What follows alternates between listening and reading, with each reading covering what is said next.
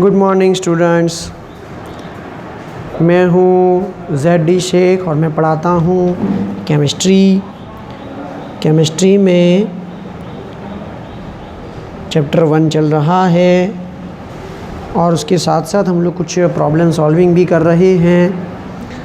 Chapter 1 और 2 की कुछ प्रॉब्लम सॉल्विंग जो है वो चल रही है।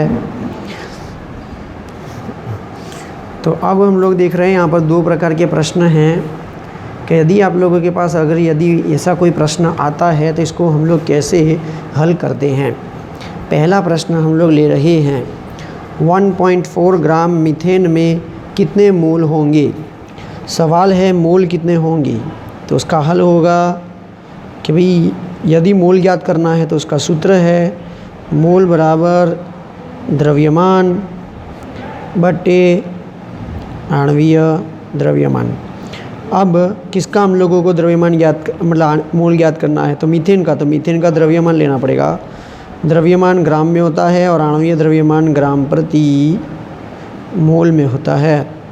चलो द्रव्यमान तो हमारे पास है 1.4 ग्राम, लेकिन आणवीय द्रव्यमान नहीं है, तो आणवीय द्रव्यमान कैसे ज्ञात करेंगे। मैंने आपको सिखाया था कि भाई मीथेन के लिए अगर हम लोग आणवीय द्रव्यमान ज्ञात करेंगे तो कार्बन 1 बार है, तत्व तो बदल गया, हाइड्रोजन 4 बार हैं।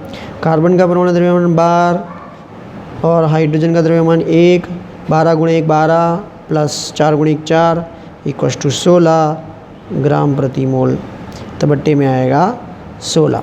ठीक है, तो आप लोगों को इसका जो है वो कैल्सी से याद करना है। चलो नेक्स्ट हम लोग देख रहे हैं, इसका जवाब लोग लिख लेना कैल्सी से याद करके। दूसरा ये सवाल है कि भाई इस तरह का एक सिंबल दिया गया हो तो उसमें न्यूट्रॉन की संख्या हम लोगों को गिननी है। तो हम लोग इसका हल देख रहे हैं कि भाई x + 2 12 और 21, इसकी तुलना हम लोग इस तरह से करेंगे कि भाई x A to Z, okay, कि जिसमें Z क्या है कि भाई Z बराबर होता है प्रोटॉन की संख्या बराबर इलेक्ट्रॉन की संख्या। कितना हो गया, Z कितना है 12, ओके, लेकिन X के ऊपर +2 है। +2 आवेश का मतलब क्या है, उसमें से 2 इलेक्ट्रॉन दूर हो चुके हैं। तो अब इलेक्ट्रॉन की संख्या 12 - 2 बराबर 10, तो इलेक्ट्रॉन की संख्या आई 10। ओके, चलो अब ये तो एक था एक ट्रिक, परंतु न्यूट्रॉन की संख्या अगर हम लोगों को ज्ञात करनी है तो हमारे पास सूत्र है कि भाई न्यूट्रॉन की संख्या A - Z, ठीक है ना। तो हम लोग लिखेंगे A बराबर 21, Z बराबर 12। तो 21 में से 12 गए तो कितना बचेगा, 8 और 1 9, तो न्यूट्रॉन की संख्या आई 9। तो इस तरह से यदि कोई सवाल आते हैं तो हम लोग इस तरह से हम लोग इसको हल करेंगे। चलो नेक्स्ट सवाल क्या है। नेक्स्ट सवाल ये है, यदि 10 ग्राम ग्लूकोज में जल की पर्याप्त मात्रा में, मतलब कि 10 ग्राम ग्लूकोज को जल की पर्याप्त मात्रा में घोलने पर उसका आयतन 2 लीटर हो जाए तो ग्लूकोज के इस विलयन में सांद्रता क्या होगी। देखो सांद्रता हम लोग बहुत तरीक़ों से ढूंढ सकते हैं। नॉर्मलिटी ज्ञात कर सकते हैं, मोलारिटी ज्ञात कर सकते हैं, मोलारिटी ज्ञात कर सकते हैं। फ़िलहाल हम लोग सांद्रता ज्ञात करेंगे मोलारिटी, क्योंकि ये लीटर में है इसलिए हम लोग मोलारिटी ज्ञात करेंगे। तो सांद्रता क्या होगी, उसका मतलब सांद्रता में हम लोग ज्ञात करने वाले हैं मोलारिटी। ठीक है, अब मोलारिटी का सूत्र क्या है। मोलारिटी का सूत्र है कि भाई जो पदार्थ विलय किया गया है उस विलय का द्रव्यमान ग्राम में लेना है, बट्टे में जो विलय है उस विलय का आणवीय द्रव्यमान ज्ञात करना है, गुणे विलयन का आयतन होना चाहिए हमेशा लीटर में। ठीक है ना, ये हो गया सूत्र। विलय का द्रव्यमान मतलब कि हम लोग किसको घोल रहे हैं, विलय कौन है कि भाई ग्लूकोज को, किस में घोल रहे हैं, जल में, मतलब कि विलय कौन हुआ, ग्लूकोज। तो ग्लूकोज का द्रव्यमान ग्राम में कितना है 10, चलो वो तो है हमारे पास। विलेय का आणविक द्रव्यमान, विलेय कौन है ग्लूकोज, तो विलेय का आणविक द्रव्यमान क्या होगा, तो विलेय का आणविक द्रव्यमान ज्ञात करते हैं। विलेय का आणवीय द्रव्यमान बराबर ग्लूकोज का आणवीय द्रव्यमान। ग्लूकोज बोले तो ये रहा सूत्र, 6 कार्बन है, 12 हाइड्रोजन है और 6 ऑक्सीजन है।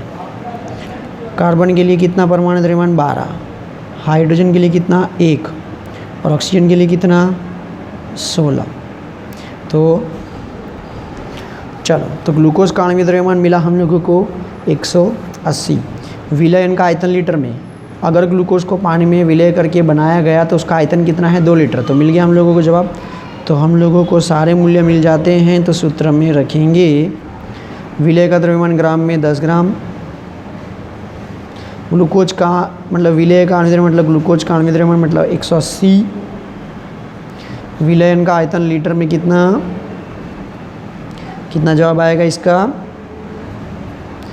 कैंसिल हो जाए तो 1/36 इसका जवाब जो है आप लोग कैलसी से ज्ञात कर सकते हैं।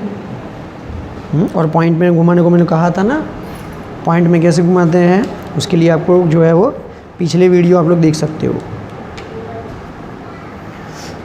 ऐसा सवाल भी आ सकता है, 32 ग्राम मीथेनॉल में 30 ग्राम पानी में मिलाने पर बने विलयन में मीथेनॉल के मोल अंश क्या होंगे। तो 32 ग्राम मीथेनॉल को 30 ग्राम पानी में मिलाएंगे, ठीक है ना। हम लोग एक काम करते हैं ना, हाँ चलो बराबर है। 32 ग्राम मीथेनॉल को 30 ग्राम पानी में मिलाएंगे तो मोल अंश क्या होंगे। देखो, मोल अंश ज्ञात करना हो तो मोल अंश को हम लोग एक्स से बताते हैं। मोल अंश का सूत्र है कि भाई मोल अंश बराबर जिस घटक का मोल अंश ज्ञात कर रहे हो उस घटक के मोल बटे में सभी घटकों के जो मोल ज्ञात होंगे उसका योग, कुल मोल। तो उसका मतलब हम लोगों को इसमें खास क्या ज्ञात करना होता है, मोल ज्ञात करने होते हैं। दोनों के 2 घटक हैं, मीथेनॉल और पानी। तो पहले दोनों घटकों के लिए अलग अलग मोल ज्ञात करते हैं। चलो, तो पहले हम लोग लिखते हैं मीथेनॉल के मोल। मोल बराबर सूत्र क्या है, द्रव्यमान बटे आणविक द्रव्यमान। मीथेनॉल का द्रव्यमान कितना 32 और मीथेनॉल का आणविक द्रव्यमान कितना, तो उसका अणुसूत्र क्या है मीथेनॉल का CH3OH, ठीक है ना। CH3OH का आणविक द्रव्यमान ज्ञात करोगे तो आपको कितना मिलेगा 32। तो मोल कितने मिले 1। चलो आगे, पानी। ये काम करते सरल कर देते, 36 ग्राम कर देते। चलो, पानी के मोल, पानी के मोल बराबर द्रव्यमान बटे आणविक द्रव्यमान। द्रव्यमान पानी का कितना 36 और पानी का आणविक द्रव्यमान कितना, पानी मतलब H2O, ऑक्स 16 और 2 18, 18 दूनी 16। चलो, तो अब कुल मोल कितना हुआ 1 + 2 = 3।